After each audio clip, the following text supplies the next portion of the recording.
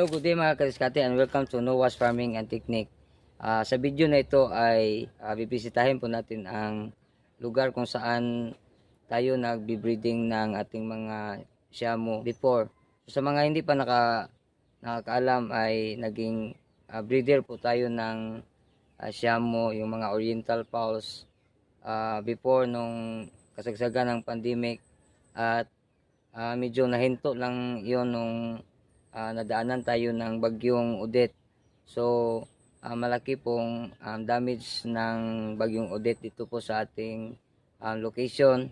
So medyo marami ding mga materials yung na-damage, namatay sa panahon ng bagyo, kasi nung kasagsagan ng malakas na ulan ay tumaas yung tubig at nilunod yung ating mga brood hen at saka broodcock. So ngayon ay ito yung unang pagkakataon na ipipicture ko po yung lugar ng ating manukan. So medyo marami nang nasira kasi nung bumagyo ay natumba po yung mga malalaking puno ng mangga, at umpisa nun ay matagal nang matuyo yung tubig dito sa ating lugar kasi natumba yung mga malalaking puno ng mangga, at siguro yun yung dahilan na mabagal nang bumababa yung tubig. At dahil doon yung mga cage natin ay nagumpisang mabulok yung bandang ibaba kasi nabababad lagi sa tubig. At kaya samahan nyo ako at itutur ko kayo. So let's go.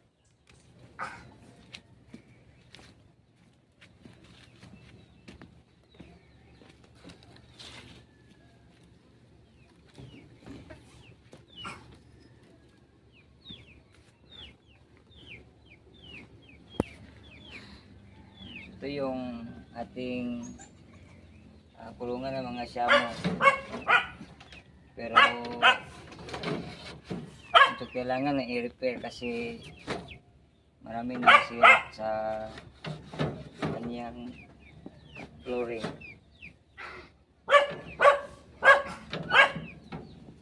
Samahan niyo ako.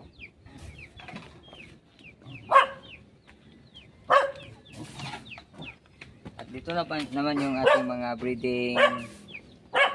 breeding queen ng ating mga Siamo, pero medyo nung nakaraang Odette ay maraming damage sa ating mga alagang Siamo. So bali dito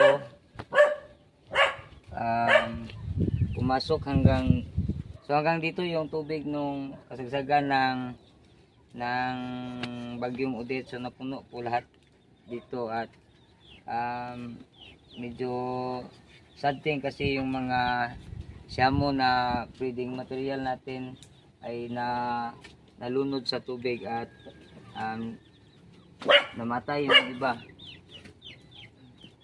So dito balak nating i-repair to kasi mag-breed tayo ulit ng mga Siamo. So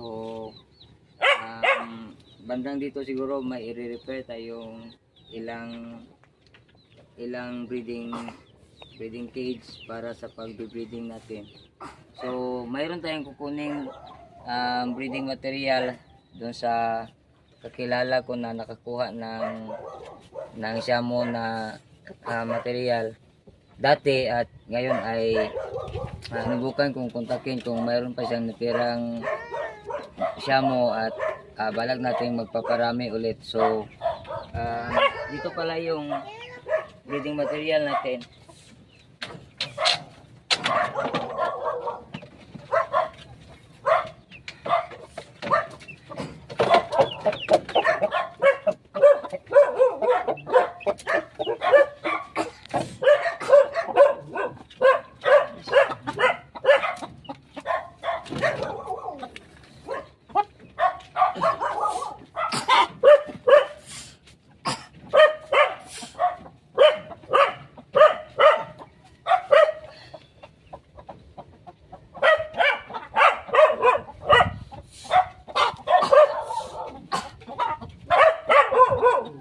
yung ama ng mga Berkeley Palay na breeding natin. So, balak natin i-breed ito ulit para makapagparami tayo ulit.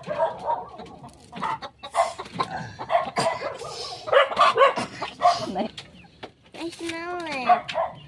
You hold on. Ikaw hold on. At dito,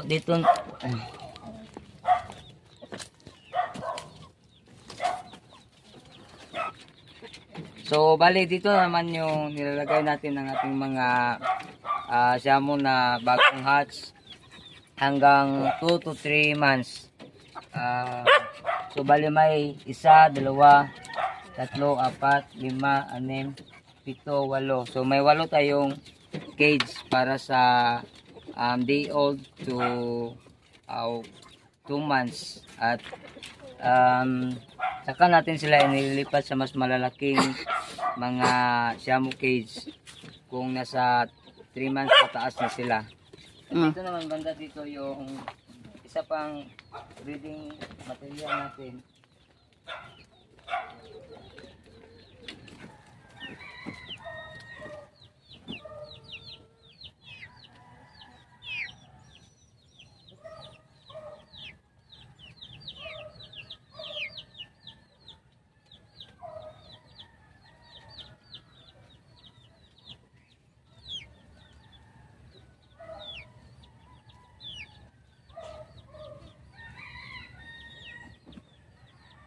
So ayun po ang update ng ating manukan. So medyo nakakalungkot po kasi yung manukan na to ay pinag-ipunan po natin at sinisika po natin na may pundar.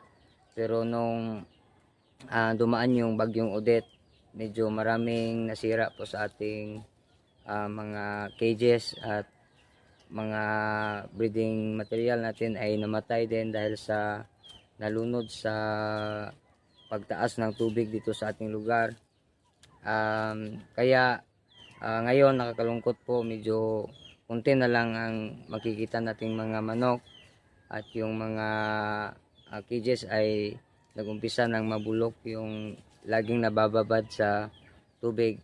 Kaya sisikapin natin sa baka sa susunod na mga video ay ating i-repair yung ibang mga kulungan para magbe-breeding tayo ulit ng Shamu. So shout out pala kay Sir Albert Elman. So dati itong nakakuha ng ating mga breeding dito at ngayon ay hiniling ko na baka makakahiram tayo ng kanyang mga brood hen para gagamitin nating material sa ating pagbe-breeding. So susubukan nating ibangon ulit yung ating manukan at paramihin natin ulit yung mga breeding line natin dito. So hanggang dito na lang tayo at sana kita-kita tayo sa sunod na video. Sa mga kadiskarte natin dyan na hindi pa naka-subscribe, please subscribe and click na rin ang notification bell para updated kayo for upcoming new videos. So hanggang dito na lang tayo. Thank you for watching. God bless and bye-bye.